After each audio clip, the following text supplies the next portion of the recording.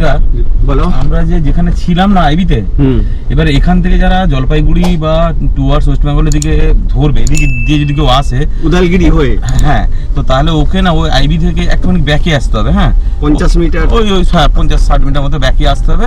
ব্যাকে এসে বাঁ দিকে নিচে একদম বাম দিকে নিচে একদম গ্রামের রাস্তার মতো একটা রাস্তা, নেমেই আবার একদম ইউটার্ন নিয়ে সোজা একটা জঙ্গল আর পাহাড় বরাবর একটা রাস্তা যাচ্ছে, ওই রাস্তাটা ধরতে হবে। মানে আমরা ডান দিকের দিয়ে রেখে চলবো রাস্তাকে, হ্যাঁ, বাঁ দিকে যাব না। তবে গিয়ে তাহলে উদালগিরি হয়ে যেটা আমাদের প্ল্যান আছে, আমরা প্রথমে ভৈরবকুণ্ড পৌঁছাবো। হ্যাঁ, পিছনে আমরা অরুণাচলের চেকপোস্ট পেরিয়ে এসেছি, একটা পুলিশ চেকপোস্ট ছিল। তারপরে কিছুটা কাঁচা রাস্তা আছে দেখতে পাচ্ছেন, এরকম বালেমুত চেকপোস্ট থেকে আমরা পিছনে গিয়ে যে এসছি যে রাস্তায়, ভাঙা রাস্তায়, সকালবেলার এখন 5:20 বাজে। আর ওই রাস্তায় যদি আপনারা সোজা চলে যান, ওটা ওরাংয়ে গিয়ে উঠবে। ওরাং একটা ফরেস্টও রয়েছে, ওরাং দিয়েও যাওয়া যেত, কিন্তু অনেক ঘোরা হয়ে যাবে। ওরাং দিয়ে অনেকটা ঘুরে হয়ে যাবে, মানে আমরা টুয়ার্ডস তেজপুরের দিকে চলে যাব। হ্যাঁ, আমরা অরুণাচল প্রদেশ ত্যাগ করে এখন আসামে ঢুকলাম, ওই নদী পেরাবো। এবারে এই নদীটা পেরাবো। ওয়েলকাম টু কি ধানসিঁড়ি ইরিগেশন প্রজেক্ট। এটা উদালগিরি, হ্যাঁ, উদালগিরি ডিস্ট্রিক্ট, আসাম। পরে কিন্তু আমরা একটা এনএইচ পেয়ে গেছি। হ্যাঁ, এই এনএইচটা কিন্তু মানে ছিমছাম রাস্তা একদম দেখলাম। আর তোমার এখন উদালগিরির দিকে আছি। উদালগিরি এই অঞ্চলটা যেটা না, এটা তরাই, জানো তো, মানে হিমালয়ের পাশে তরাই এরিয়া। ওই তোমার সারা বছর কম বেশি স্যাঁতস্যাঁতে থাকে মাটি, আর গাছগুলো সবসময় ওই জন্য চিরহরিত হয়, সবসময় সবুজ থাকে। তবে রাস্তাটা খুব অসাধারণ রাস্তা, বাম্পার আছে, কিন্তু বাম্পার আছে।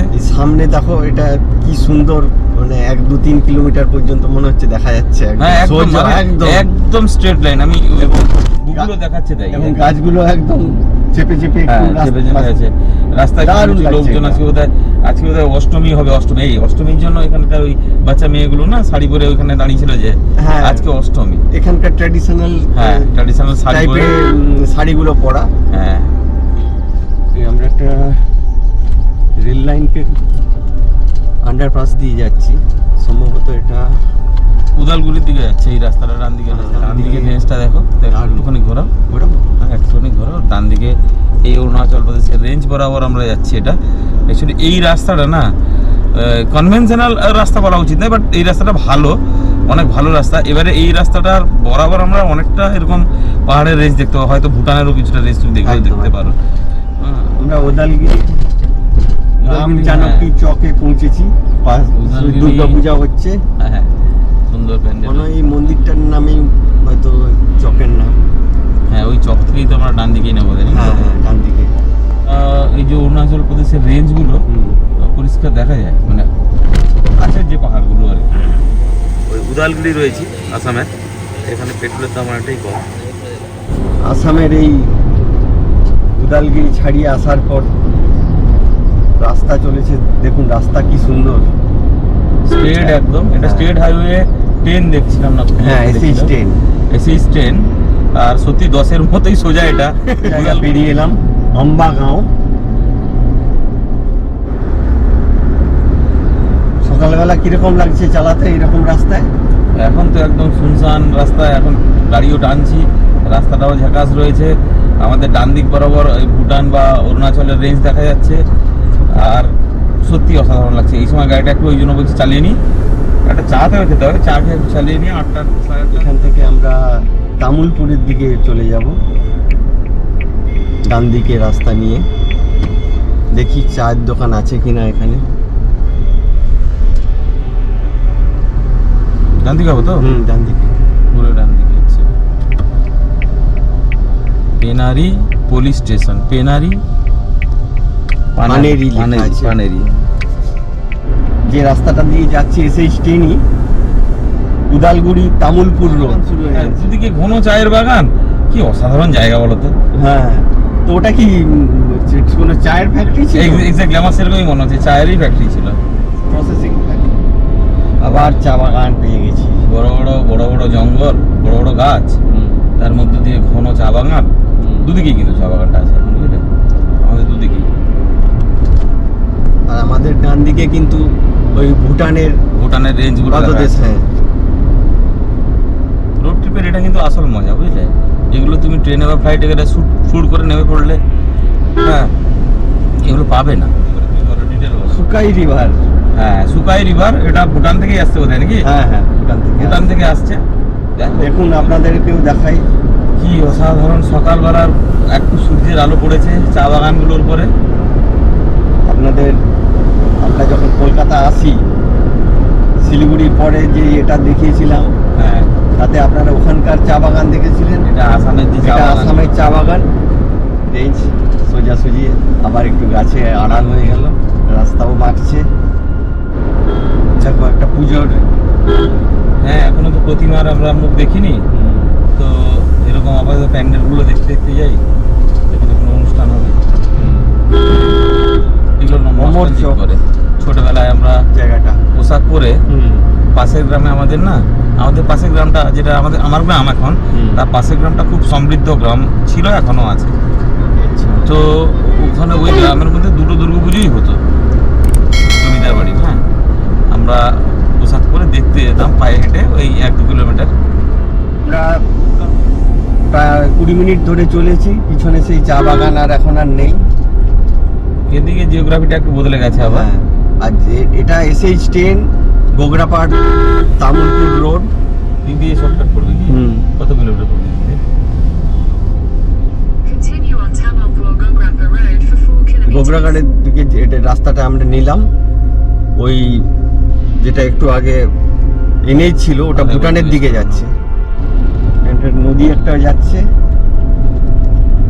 হ্যাঁ, আমরা একটা ভুলে ভটকে গুগলের কল্যাণে একটা রাস্তায় ঢুকে পড়েছিলাম। রাস্তাটা গিয়ে এক জায়গায় ডেড এন্ড কাটা, তো আমাদের ফিরে আসতে হলো। যাই হোক, তো যেতে হবে। পাগলাডিয়া ধৈর্য নিয়ে। ব্রিজ। SH10 উপরে আছি এখন। এখানে পৌঁছেছি। এটা হচ্ছে নলবাড়ি জেলার বারামা। এখান থেকে আমরা ডান দিকে আবার সেই NH27 পেয়ে যাবো এবারে। NH27 পেয়ে একদম যাবো। যেটা নাক বরাবর একদম আমাদের একদম শিলিগুড়ি বা জলপাইগুড়ি বা বেঙ্গলে আমাদের প্রবেশ করাবে। হ্যাঁ। এখান থেকে গেটটা বোধহয় ওই 180 হবে। হ্যাঁ, এখানে অ্যাকচুয়ালি ফ্লাইওভার নেই, যার জন্য নিচ দিয়েই ক্রসিং করাচ্ছে আমাদের। এই ওই যে ট্রাকটা টার্ন নিচ্ছে, আমাদেরকেও ওইভাবে টার্ন নিতে হবে।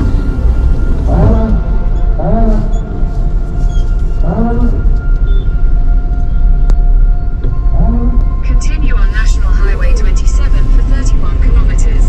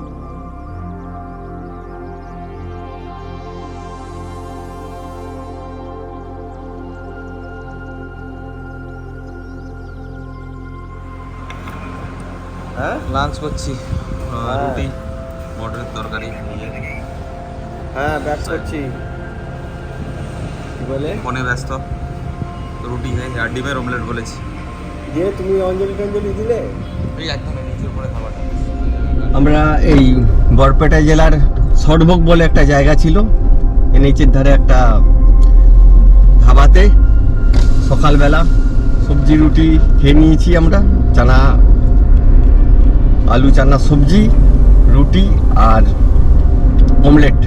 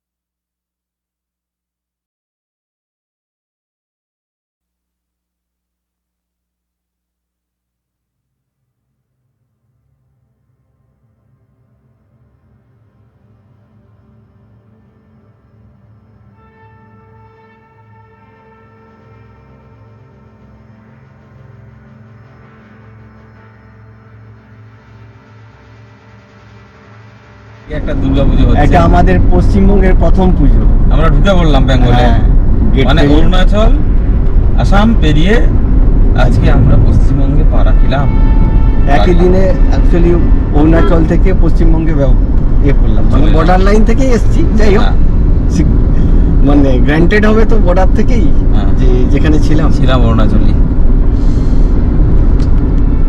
এখন আলিপুরদুয়ার মোড় থেকে একটু এগিয়ে এসেছি গুগল বাবা যদিও আলিপুরদুয়ারই দেখাচ্ছিল দিয়ে যাওয়ার জন্য আলিপুরদুয়ার ফার্লাকাটা হয়ে কিন্তু আমরা কনস্টেবল কৈলাসহরের রাস্তা হ্যাঁ আমরা সিভিক সার্জেন্টগুলোকে জিজ্ঞেস করলাম ওরা বললো যে এখন সোজা কটা যাবে। বেজেছে 1:38 এখন 1:38 বেজেছে দেখো হুম। যেমন চারদিকে একদম হলুদ লালচে ভাব হলুদ চলে রং এসেছে। ধরে নিয়েছে ধানে এগুলো পেকে গেছে মনে হচ্ছে ধানগুলো বুঝলে আর অনেক দূরে ওই পাহাড়ের রেখা বাম দিকটায় ডুয়ার্স বা তরাই অঞ্চল সত্যি খুব ভালো লাগে দেখো তিস্তা রিভার দেখো তিস্তা পার করছি আমরা ডান দিকে রেল ব্রিজ হ্যাঁ ডান দিকে রেল ব্রিজ আর এটা আমাদের যাওয়ার রোড মাঝখানে আবার ওপাশ দিয়ে আসার আসার ব্যারিয়ে শুরু থেকেই ফাঁসা শুরু হয়েছিল আমাদের এটা ব্যাগে বাড়ি যাবে 550 কিলো এখন বিকাল 5টা অলরেডি সূর্য অস্ত যাচ্ছে, দেখো কি সুন্দর গোধূলি, করে। হ্যাঁ। আর মাঝে আমরা একটু চা খেয়ে নিয়েছিলাম, দিয়ে গাড়ির কাজ টাজ মুছে আবার চলছি। একদম চলছি। ডাস্টি রোড ছিল, তার মাঝে মুছারও সময় পাইনি। এবার যেহেতু একটু সন্ধ্যাবেলায় চালাবো, কিছুক্ষণ চালাতে হবে, সেই জন্য আমরা একটু পরিষ্কার করে নিলাম। এখন শিলিগুড়ি শহরকে ডান দিকে আমরা ছেড়ে দিচ্ছি। ঘোষপুকুর এই টোল ট্যাক্স আসবে, এবারে টোল ট্যাক্স পেরিয়ে আমরা দেখি কত দূর যাওয়া যায়। একটা স্টেইং অপশন খুঁজতে হবে, রাত্রে গাড়ি চালাবো না ঠিক করেছে, কিন্তু এনএইচের উপরে যদি কিছু পাই থেকে যাবো। থেকে যাবো। কালকে আর্লি ইন দ্য মর্নিং ফের স্টার্ট করবো আমরা। এখন 6:20 বাজে, আমরা ইসলামপুর বাইপাস বেরাচ্ছি।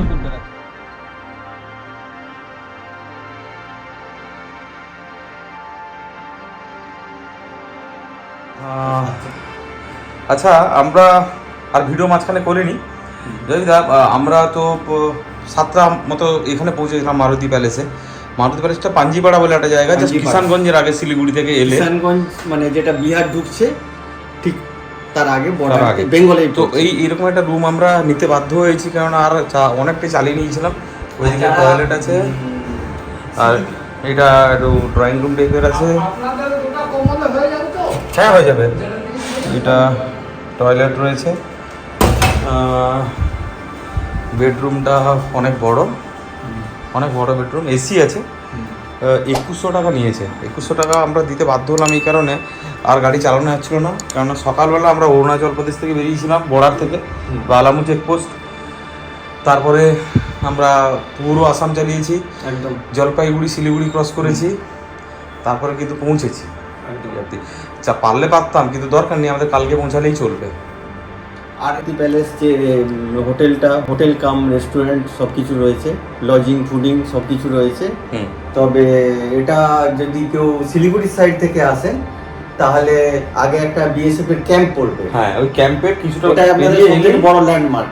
পেরিয়ে এলে এটা পাওয়া যায়। এবং ওই এনএইচ এর ওই হ্যান্ডেই আপনি পাবেন, মানে আপনাকে রোডের Cross করতে অপোজিট হবে না। সাইডে যেতে হবে না। পার্কিং এর ব্যবস্থা আছে, এমনি ঠিক খাওয়া দাওয়ার একটু রেট বেশি, ঠিক রুমও আছে। ঠিক আছে। মানে একদিন আমাদের লাস্ট দিন, আমরা ঠিক করলাম একটু ভালো করে থাকবো, থেকে কালকে আর্লি ইন দ্য মর্নিং আমরা বেরিয়ে যাবো একদম। কলকাতার উদ্দেশ্যে।